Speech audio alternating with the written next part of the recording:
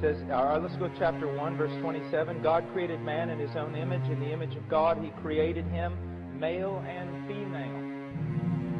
He created them. So we see here that both man and woman were created in the image of God.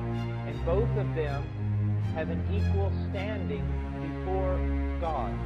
And any woman who says, I believe that it is my desire to be in my home, to raise godly children, to support my husband in the endeavors that he has to go through in order to provide for our family, any woman who does that is considered a failure in our society. She's looked down upon, and I know that from personal experience. I know the things that my wife has suffered.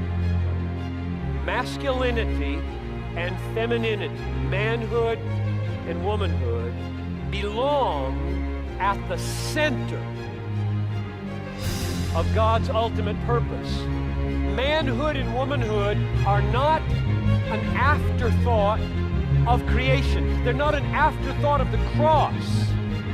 They're not peripheral to the design of what is being said when Jesus dies to magnify the grace of God. They're right there at the center at Calvary. Staggering. Oh, how I pray that you women would be done with small thoughts about God's design for woman. So I consider this very, very important, extremely important, especially in light of everything that we're seeing today in our world. Do you realize that our entire world is shifting? Ideas are shifting. Culture is shifting. And many of these shifts are not in agreement with the Scriptures, but actually oppose the Scriptures and are aggressive against the Scriptures. If we're going to be biblical, we can't expect the world to teach us how to think, how to act.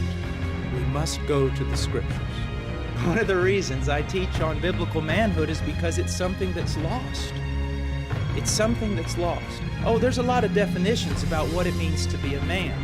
Sports has a definition about what it means to be a man. Hollywood has a definition about what it means to a man. Feminists have a definition about what it means to be a man. But we're Christians, so we need to ask ourselves, what does God say about being a man? Of course, when we look at the Scriptures, as Christians, we know that the perfect example of manhood is not some boxer in a ring, and it's not some football player. It's not a movie star. It's Jesus Christ, the only perfect man that ever walked on this planet. So when I'm teaching on biblical manhood, I'm not trying to teach a bunch of young men how to be tough and beat up people. I'm also not trying to teach them to be feminine. I'm trying to teach them to be like Christ. You see, God created this world.